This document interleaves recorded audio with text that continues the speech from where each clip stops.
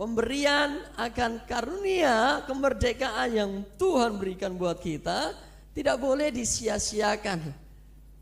Tapi firman Tuhan berkata harus dikerjakan. Itulah tema kita hari ini, kerjakan kemerdekaanmu. Kalau berbicara tentang kemerdekaan, saya tidak tahu seberapa banyak dari setiap kita yang sudah yakin bahwa kita benar-benar merdeka, atau masih terus berjuang untuk sebuah kemerdekaan. Untuk sesuatu yang mengikat kita, masih terus berjuang untuk kita meraih kemerdekaan itu. Firman ini juga buat setiap kita. Oke, kita akan berbicara tentang kerjakan kemerdekaanmu. Saya menangkap bahwa sesungguhnya Alkitab mengisyaratkan bahwa kemerdekaan yang Tuhan sudah berikan buat kita bukan sebuah tanda untuk kita boleh mengakhiri perjuangan, benar ya? Waktu kita sudah dimerdekakan Tuhan, lalu kita enak-enak hidup, sehingga tanpa sadar kita selalu lakukan dosa. Alkitab bilang nggak boleh. Sebenarnya kemerdekaan yang Tuhan berikan buat kita itu sebuah titik awal untuk kita terus mengerjakan kemerdekaan itu. Saya mau kasih contoh begini. Waktu Adam dan Hawa jatuh dalam dosa, Bapa lewat kematian Yesus Kristus memberikan sebuah kemerdekaan. Itu sama seperti menaruh Adam dan Hawa kembali ke Taman Eden. Hal yang sama dengan kita waktu kita sudah terjajah puluhan tahun, kita nggak hidup puluhan tahun ya, ribuan hari kita terjajah oleh berbagai banyak hal yang dunia ini kerjakan atas hidup kita. Dan waktu Tuhan berikan kemerdekaan lewat kematian Yesus Kristus, bukan saatnya kita enak-enakan juga. Oh, aku sudah merdeka, jadi gak perlu lagi namanya pertarungan, gak perlu lagi memperjuangkannya, karena Tuhan sudah mengerjakan kemerdekaan buat saya. Waktunya buat kita enak-enakan, mendinabubukkan iman kita dan kekristenan kita biarlah berjalan mengalir seperti sungai. Lalu kita gak lakukan apa-apa. Seperti yang tadi saya bilang bahwa kemerdekaan itu titik awal buat setiap kita untuk mengerjakan lebih lagi. Waktu Adam dan Hawa ditaruh di Taman Eden, ia tidak hanya sekedar menikmati makanan dari apa yang disediakan Tuhan di tempat itu, namun ia bekerja, ia mengerjakan. Alkitab mencatat usahakan tempat itu. Waktu kita Tuhan taruh di kota Surabaya, di tempat pekerjaan kita, di gereja kita, Tuhan juga berkata, duduk tenang di situ di gereja, jangan lakukan apa-apa. Enggak kan? Tuhan berkata usahakan tempat itu. Artinya ada sesuatu yang perlu kita terus kerjakan sampai kita melihat hari ini jauh lebih baik daripada kemarin. Besok harus lebih baik daripada hari ini. Hal yang sama dengan kekristenan kita. Jangan menindakbubukkan iman kita sehingga kita nggak lakukan apa-apa, namun terus kerjakan dan kerjakan. Kemerdekaan yang Tuhan berikan buat kita bukan juga waktunya untuk kita menaruh seluruh perlengkapan senjata perang kita. Seperti seorang prajurit yang sudah menang, ia tidak lagi waspada dengan apa yang akan dihadapinya nanti. Ia meletakkan senjatanya. Namun puji Tuhan, saya tahu seorang tentara-tentara yang Tuhan pilih dan tetapkan untuk membela Indonesia tidak seperti itu. Buat tentara Indonesia, saya tahu ya, karena saya pernah mengalami pendidikan tentara, senjatanya itu sebagai istri keduanya.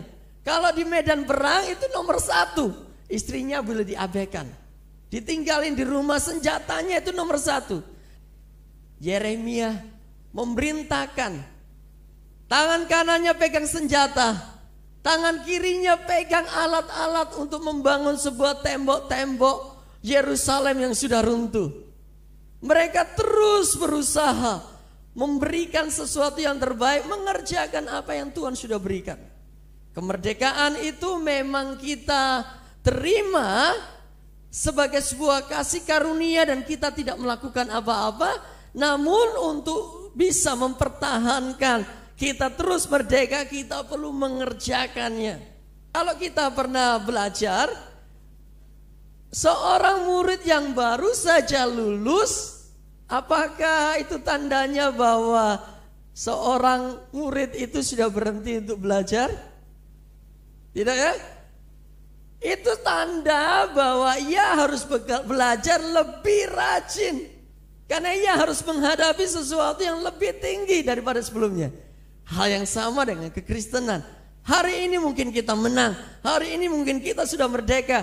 Namun jangan biarkan kemerdekaan dan kebebasan itu kita sia-siakan dengan melakukan sesuatu yang tidak benar, yang jahat. Tapi Alkitab berkata, kerjakan keselamatanmu. Bukan waktunya untuk menyamankan diri, tapi terus bekerja. Saya mengajak kita untuk baca di Filipi pasal 2 ayat yang ke-12. Filipi pasal yang kedua ayat yang ke-12. Saya mengajak kita baca sama-sama. Sudah ketemu? Filipi pasal yang kedua ayat yang ke-12. Demikian firman Tuhan. 1, 2, 3. Hai saudara-saudaraku yang kekasih, kamu senantiasa taat. Karena itu tetaplah kerjakan keselamatanmu dengan takut dan gentar.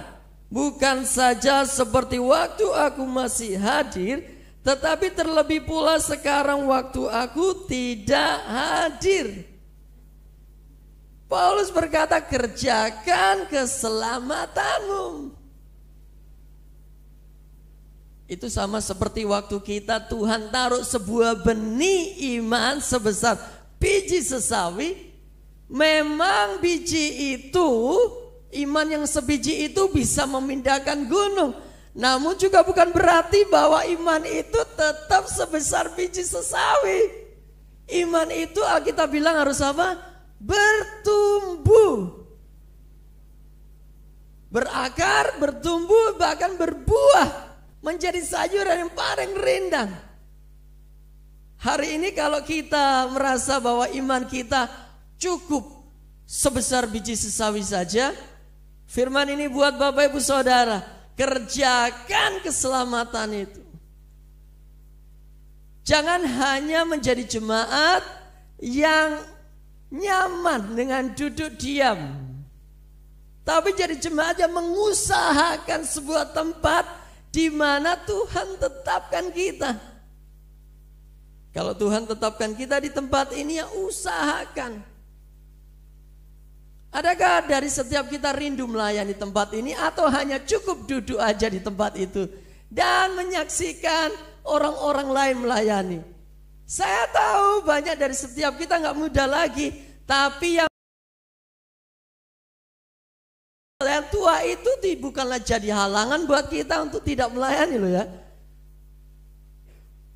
Ada pepatah Jawa ini, tua-tua keladi. Itu notasinya memang jelek, tapi tua-tua harus semakin jadi. Kekristenan semakin tua haruslah semakin jadi. Semakin subur, semakin bertumbuh, semakin giat, semakin takut Tuhan. Pernah dengar waktu kita ada di garasi, bagaimana orang-orang muda yang sekarang sudah tua-tua ya, berdoa itu berjam-jam. Apakah masih ada dan tetap bertahan sekarang? Hampir sudah tidak ada lagi yang berdoa berjam-jam seperti waktu masih muda. Kita mencatat, Daud berkata, usiaku memang sudah tua, tapi rohku, gairahnya itu tetap muda. Ia masih kuat untuk berjalan semakin tinggi ke gunungnya yang kudus.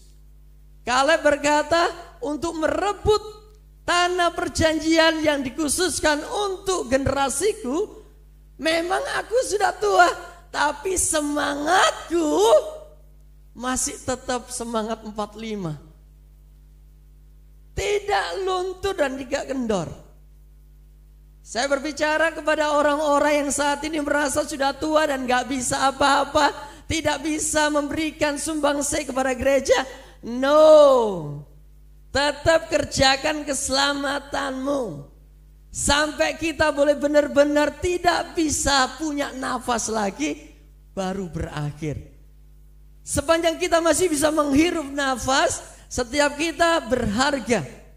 Sekalipun itu hanya sebagai bulu mata di dalam sebuah anggota tubuh, ataupun sebagai bulu hidung yang kadang-kala orang tidak memperhatikannya, tapi itu berharga.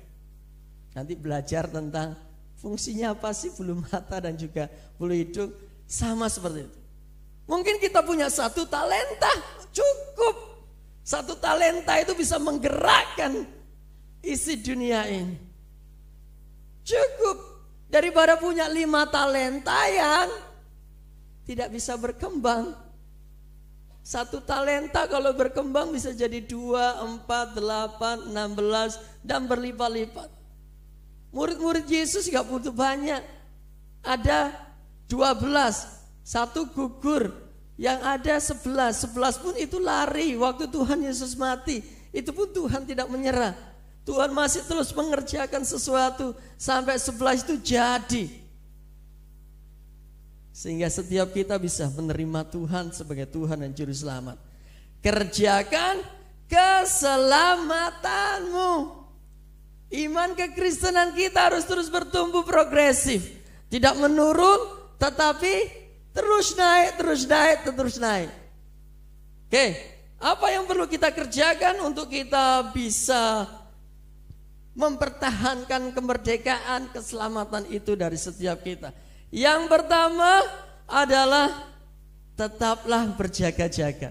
Sebagai seorang tentara Tuhan, sebagai seorang anak-anak Tuhan, pahlawan yang gagah perkasa, umat-umat pilihan Tuhan, tugas kita adalah terus berjaga-jaga. Saya akan ajak kita untuk baca Matius pasal yang ke-26 ayat yang ke-41. Matius pasal yang ke-26 ayat yang ke-41. Ayat ini disampaikan Tuhan Yesus kepada murid-muridnya. Ini murid-murid secara khusus ya, murid-murid istimewanya Tuhan. Murid-muridnya ada berapa?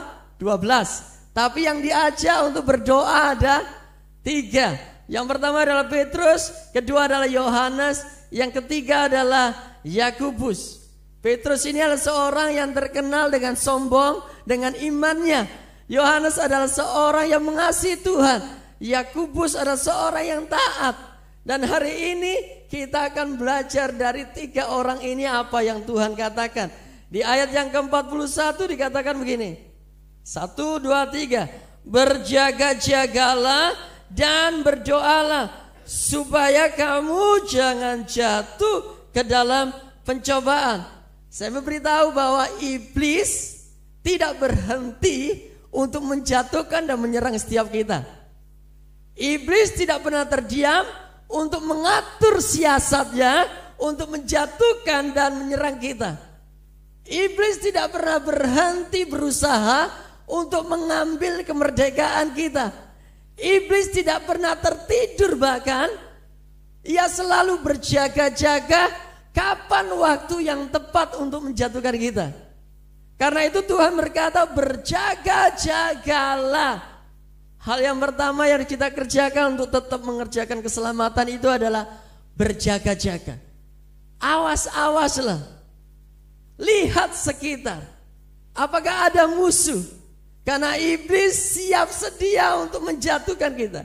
Apapun yang kita alami hari-hari ini, jangan biarkan itu menjadi pintu masuk dan jalan masuk iblis untuk masuk dan menerobos pertahanan kita. Karena sebenarnya begini, iblis itu tidak pernah bisa menjamah kita sepanjang kita ada dalam pagar perlindungan Tuhan. Karena itu jangan buat celah, jangan buat pintu yang memungkinkan iblis masuk melaluinya dan menyerang kita. Ataupun jangan keluar juga dari pagar pelindungannya. Tetap berada dalam pagar pelindungannya, kita akan aman. Namun berawas-awaslah. Terhadap apapun yang terjadi, jangan sampai membuat pikiran, hati, dan perasaan kita itu menjadi jalan masuk buat iblis. Petrus, Yakobus, dan Yohanes, seorang yang paling dekat dengan Yesus dibandingkan murid-murid yang lain. Ada yang lebih dekat dari mereka. Tuhan berkata kepada mereka, berjaga-jagalah. Mungkin waktu itu mereka tidak ngerti dan tidak menghiraukan. Mereka masih tetap sebagai seorang yang mengasihi Tuhan, seorang yang taat, seorang yang merasa punya iman yang besar. Namun apa yang dikatakan Alkitab, mereka jatuh.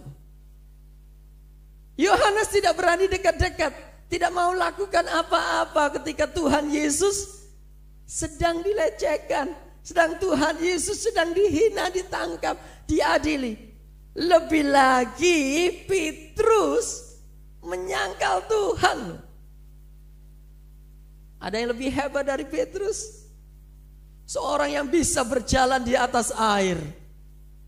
Seorang menyaksikan mukjizat, mengambil koin dalam mulut ikan yang dipancingnya. Seorang yang sudah mengalami perbuatan hebat dan ajaib, masih juga menyangkal. Apakah kita lebih hebat dari mereka? Alkitab mencatat begini, waktu Tuhan Yesus memikul salib, apakah ada di antara mereka yang mencoba membantu Tuhan memikulnya? Gak ada. Ada Simon dari Kirene. Ada juga yang waktu Tuhan Yesus mati di salib, mereka datang membantu untuk menyalibkan Tuhan, menguburkan Tuhan Yesus. Gak ada. Ada Yusuf Arimatea. Murid-muridnya kemana? Halo. Berawas-awaslah, berjaga-jagalah supaya kita tidak jatuh dalam pencobaan. Memang kemerdekaan itu Tuhan sudah berikan buat kita. Namun bukan berarti kita berhenti untuk terus berjuang. Memang negara ini sudah aman. Krisis tidak menggoncangkan Indonesia. Bukan berarti kita tidak berdoa. Memang keluarga kita sudah jadi orang-orang Kristen. Bukan berarti kita tidak menaikkan setiap pergumulan itu buat mereka. Memang kita adalah orang-orang yang bebas untuk beribadah. Namun juga bukan berarti kita enak-enakan dan nyaman. Merasa kita nyaman dan enak berada di tempat itu. Berjaga-jagalah karena iblis tahu kapan waktu yang tepat untuk menyerang kita. Lengah sedikit saja, mulut singa, ompong itu akan menelan kita. Sebab ia berjalan sekitar kita. Jangan sampai pulang dari tempat ini kita diterkam dan diterlamuk. Karena banyak hal terjadi. Di gereja kita ada perlindungan Tuhan. Di luar gereja kita membuka lebar-lebar untuk iblis serang kita. Atau kita sengaja keluar dari tempat itu.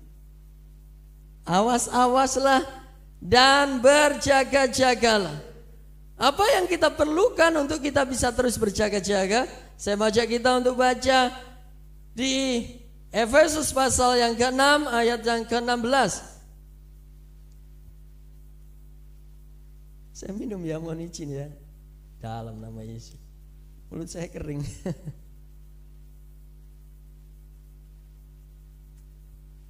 Efesus pasal yang ke-6 ayat yang ke-16.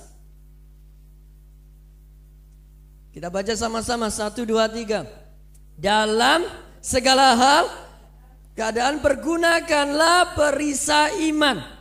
Sebab dengan perisai itu kamu akan dapat memadamkan semua panah api si jahat. Gunakan perisai iman. Jangan letakkan perlengkapan senjata perang kita. Selalu gunakan sebagai alat untuk selalu berawas-awas dan berjaga-jaga. Jangan lepaskan. Karena kita merasa mungkin sudah nyaman dan enak. Terus pakai perisai iman. Sehingga ketika panah-panah api si jahat itu dilancarkan, kita bisa menangkisnya dengan perisai iman itu. Saya berkata jangan percaya hoax apa yang dikatakan iblis. Karena iblis seringkali menaruh panah-panahnya, berusaha tertancap atas hidup setiap kita. Iblis menaruh bahwa hanya gereja-gereja besar saja yang mungkin hadirat Tuhan turun. Itu hoax. Atau ibadah itu akan menyenangkan Tuhan kalau kita pakai full band. Kalau pakai gitar saja itu gak akan pernah datangin hadirat Tuhan. Itu hoax. Atau datang tempat ini hanya pakai pakaian baru. Kalau pakaian jelek, pakaian-pakaian tidak baru itu tidak mendatangkan hadirat Tuhan. Itu tidak benar. Hoax. Jangan percaya. Adakah dari setiap kita yang masih percaya bahwa sakit yang kita alami karena keturunan, karena apapun, itu tidak bisa disembuhkan? Itu hoax. Firman Tuhan tidak berkata seperti itu. Ataupun hanya para pendeta saja yang Tuhan pakai, yang Tuhan urapi. Jemaat-jemaat yang tidak melayani, Tuhan tidak kasih berlimpah-limpah. Satu pun tidak. Ataupun kita berpikir satu aja gak ada atas hidup kita. Itu juga hoax. Jangan kira hanya saya, ibu pendeta dan para hamba Tuhan yang melayani, yang penuh urapan. Bapak ibu saudara, kalau siap bisa Tuhan pakai.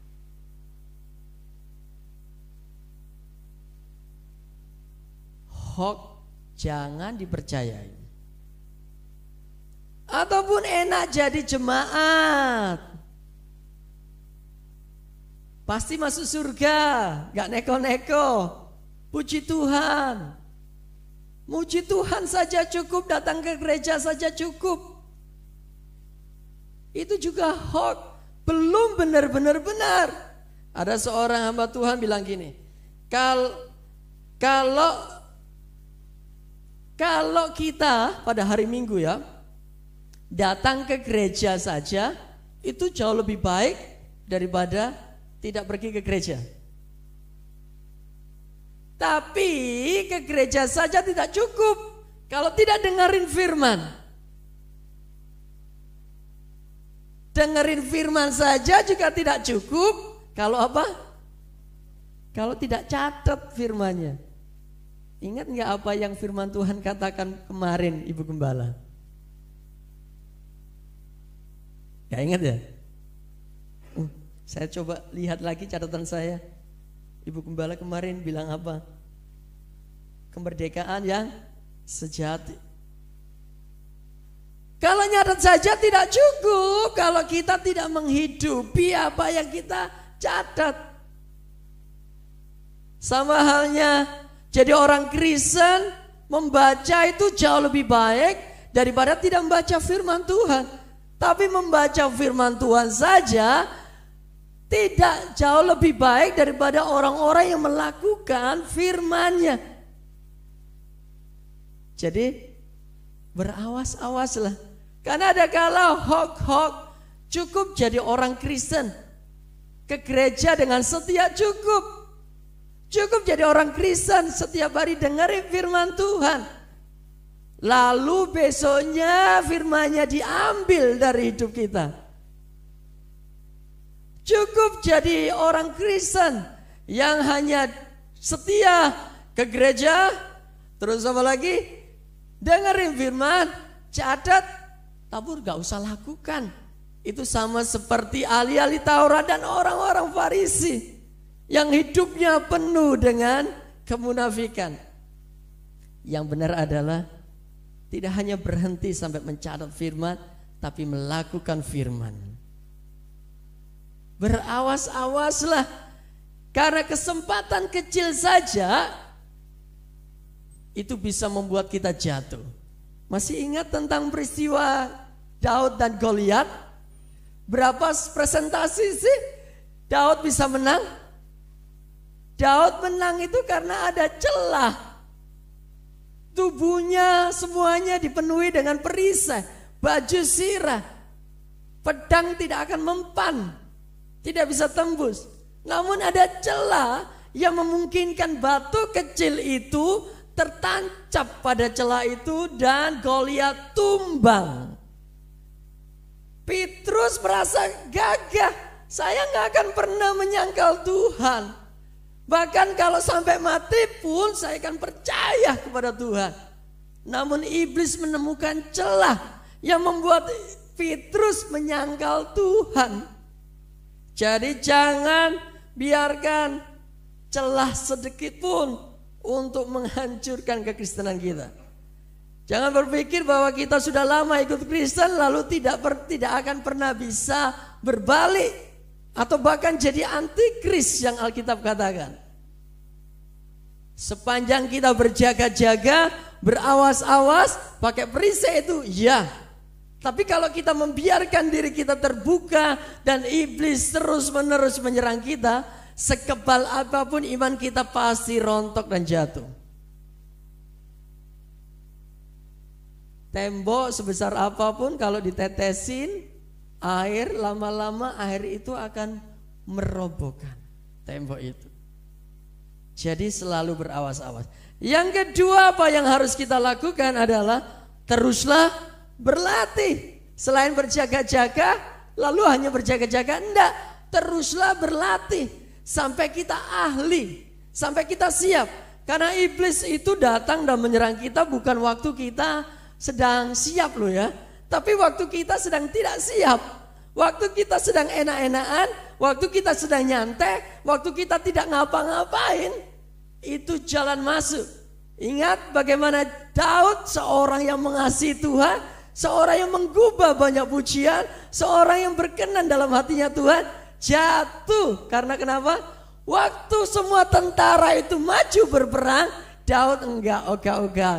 Dia bersantai-santai melihat pemandangan sampai matanya dipakai iblis melihat seorang gadis yang cantik yang sedang mandi. Dan waktu itulah Daud jatuh. Tapi bersyukurlah Daud kembali bangkit. Tidak seperti Yudas. Ia tahu Yudas diserang iblis habis-habisan, lalu ia berkata give up dan bunuh diri. Daud tidak seperti itu. Kalau hari ini kita sudah merasa terkapar, jangan menyerah, bangkit, latih diri kita. Oke, kita baca ayat yang ke Efesus pasal yang oke, sebelum kita baca Efesus, kita akan baca 1 Korintus pasal yang ke-9 ayat yang ke-26 dan 27. 1 Korintus pasal yang ke-9 ayat yang ke-26 sampai yang ke-27. Kita akan baca sama-sama. 1, 2, 3. Sebab itu aku tidak berlari tanpa tujuan, dan aku bukan petinju yang sembarangan saja memukul, tetapi aku melatih tubuhku dan menguasainya seluruhnya, supaya sesudah memberitakan Injil kepada orang lain, jangan aku sendiri ditolak. Teruslah berlatih. Yang pertama apa yang perlu kita latih? Latih kita untuk fokus. Di Efesus pasal yang ke-6 ayat 17, silakan tampilkan. Efesus pasal 6 ayat 17 berkata begini. Terimalah ketopong keselamatan. Ketopong keselamatan yang kita pakai itu memampukan kita fokus ke sasarannya Tuhan. Apapun yang kita lakukan, hendaklah mata hati kita itu selalu fokus.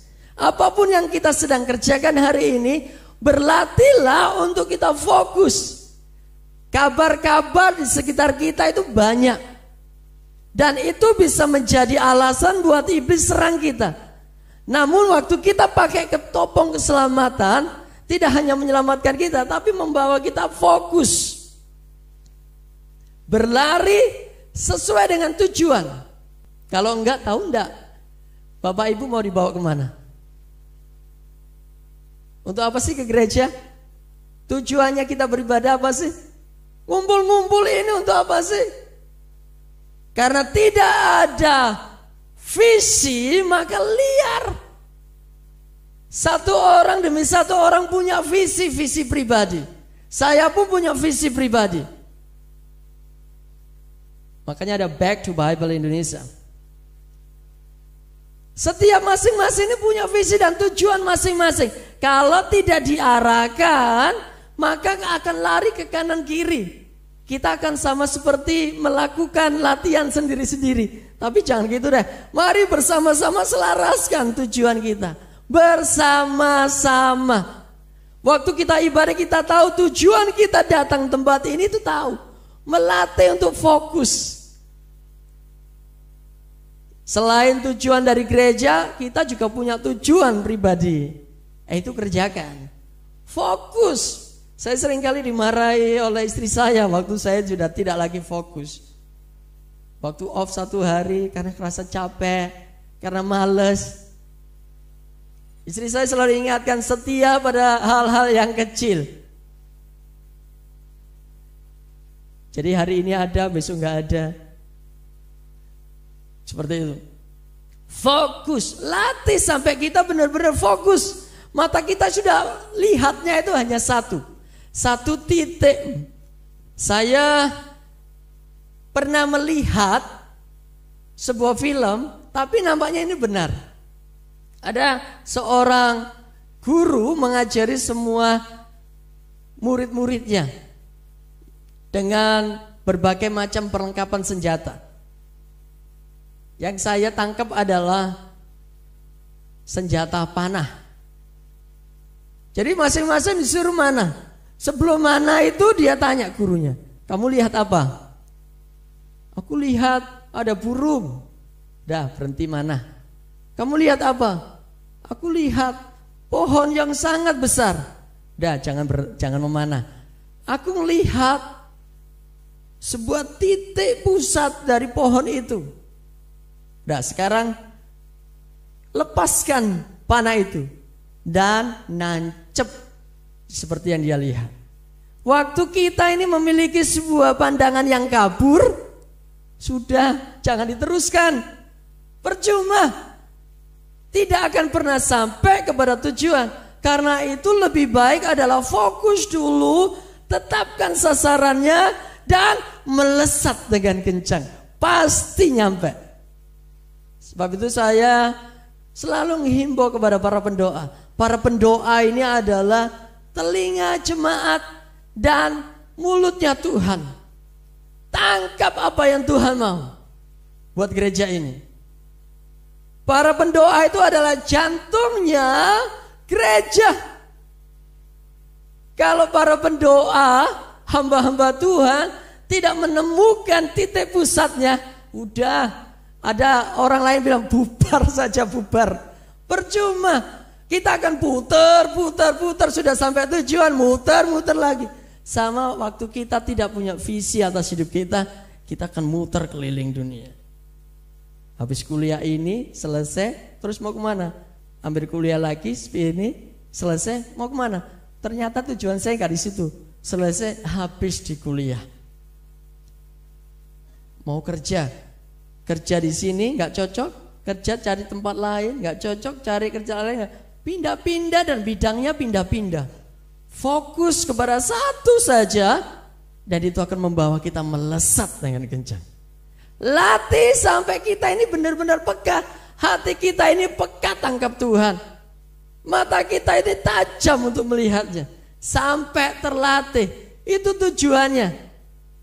Kenapa seorang atlet itu menghabiskan waktunya untuk terus berlatih supaya dia mahir.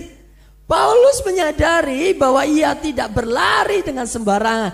Ia bukan petinju yang sembarangan memukul. Ia tahu sasaran yang harus dipukulnya itu apa. Oleh karena itu kita tidak pernah lihat petinju itu bertarung gaya berandalan yang suka tawuran. Matanya ditutup, yang penting pukul dan pukul. Sasarannya tahu. Sedikit saja pukul di tempat yang tepat, jatuh. Seorang penembak juga begitu. Ia melihat sasarannya dan tepat. Kalau enggak, waktu dia dipakai untuk menjadi penembak orang mati ya, penembak apa itu namanya?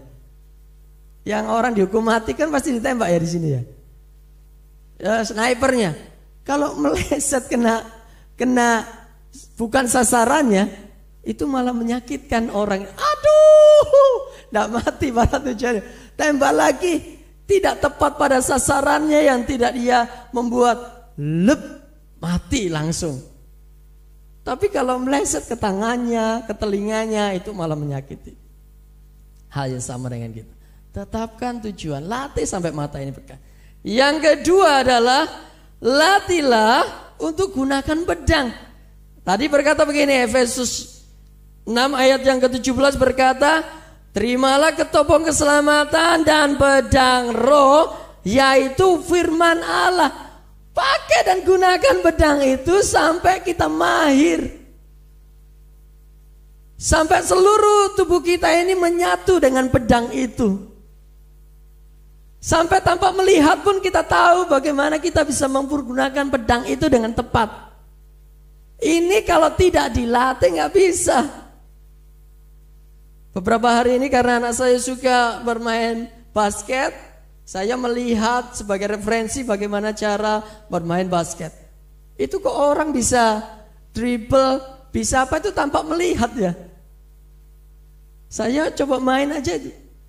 Ternyata rahasianya adalah membiasakan jari-jarinya itu menyatu dengan bolanya. Sehingga kemanapun bola itu pergi, jari-jari ini selalu ada di sana. Hal yang sama dengan kita. Gunakan pedang itu sampai kita fasih, terlatih dan mahir. Gimana caranya? Caranya adalah Amsal pasal yang ke-18 ayat yang ke-21. Amsal pasal 18 ayat 21 berkata begini. Hidup dan mati dikuasai lidah. Siapa suka mengemakannya akan memakan buahnya. Saya percaya setiap kita merindukan sesuatu yang baik atas hidup kita, benar ya? Saya percaya setiap kita merindu hal-hal yang hebat atas hidup kita kan?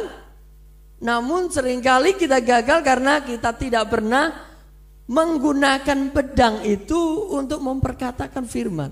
Kita tidak pernah memakai mulut kita untuk memakai pedang roh itu, yaitu firman Tuhan. Sesuatu yang berkaitan dengan kematian dan kehidupan itu ditentukan oleh lidah, mulut. Apa yang keluar dari mulut ini? Kitab Yakobus berbicara tentang dosa lidah.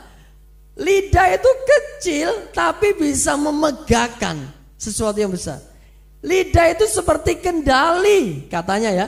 Kendali di tangan seorang nakoda. Sekalipun besarnya seperti apa kapal itu hanya dikendalikan oleh sesuatu yang kecil. Untuk bisa melihat sesuatu yang besar atas hidup kita, latih sampai kita fasih mempergunakan pedang itu. Terbiasa dalam segala keadaan yang keluar itu adalah pedang. Pedang roh, yaitu firman Tuhan. Alkitab mencatat bahkan sesuatu yang sudah mati sekalipun itu bisa dibangkitkan lagi waktu kita memakai pedang itu. Bulu yang terkulai, semangat yang hampir padam, penyerahan atas keadaan, nyerahnya bukan nyerah pada Tuhan, atas keadaan itu bisa dibangkitkan waktu kita melatih lidah kita untuk berkata-kata yang benar, untuk sampaikan firman Tuhan. Segala yang hoak-hoak itu gak usah diucapin, tapi ucapkan sesuatu yang besar. Waktu Soekarno memproklamasikan kemerdekaan, rakyat-rakyat yang ketakutan dengan para penjajah itu mulai bangkit kepercayaannya. Orang yang memperkatakan perkataan yang benar akan membangkitkan. Pertama-tama adalah setiap kita, tapi orang lain juga. Tidak hanya membangkitkan, tapi menyelamatkan. Roma pasal 1 ayat 17 bilang gini, dalam firman-Nya, dalam Injil itu ada kekuatan Allah yang sanggup untuk menyelamatkan. Hari ini apa yang kita mau selamatkan? Pakai firman Tuhan, pedang roh, sampai kita fasih, sampai kita ahli, dan pedang roh itu menyatu dengan diri setiap kita. Keadaan apapun itu tidak akan pernah menggoyahkan kita. Kita akan menjadi orang-orang yang berani, pahlawan yang gagah perkasa.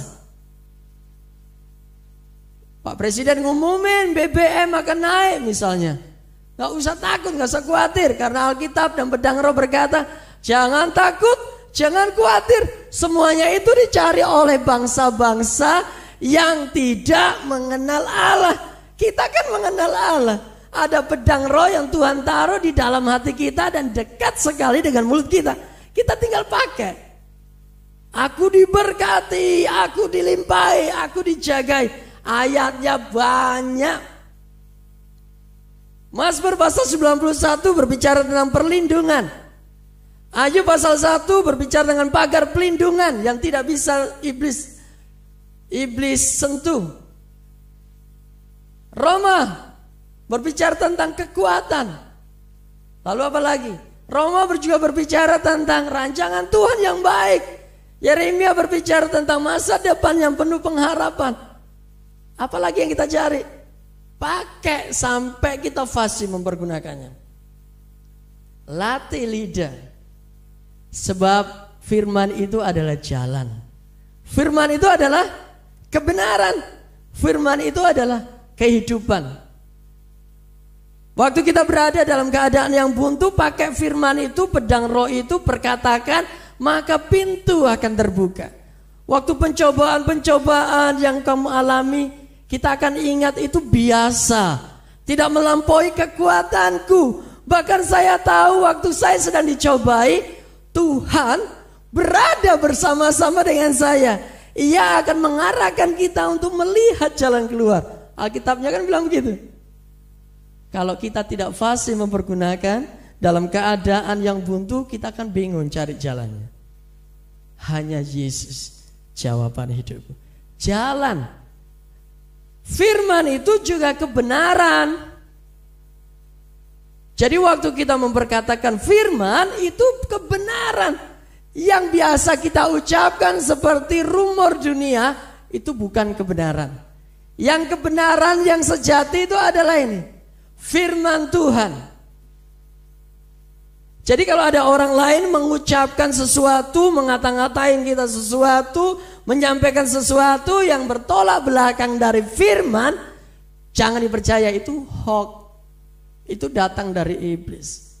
Tapi kalau firman mengatakan seperti itu, bahkan kita dengarnya dari seorang anak kecil, itu kebenaran. Yang kita ucapkan itu kebenaran.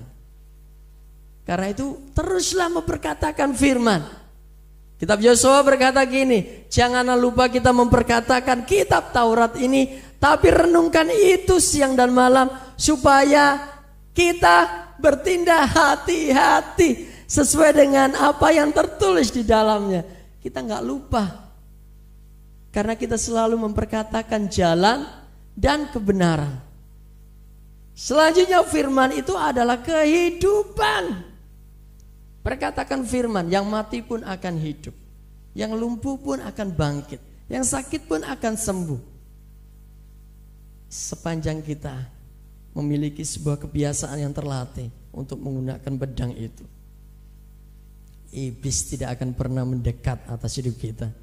Sebab kita tidak hanya sekedar berjaga-jaga pakai perisai iman, tapi kita gunakan pedang roh, yaitu firman Tuhan.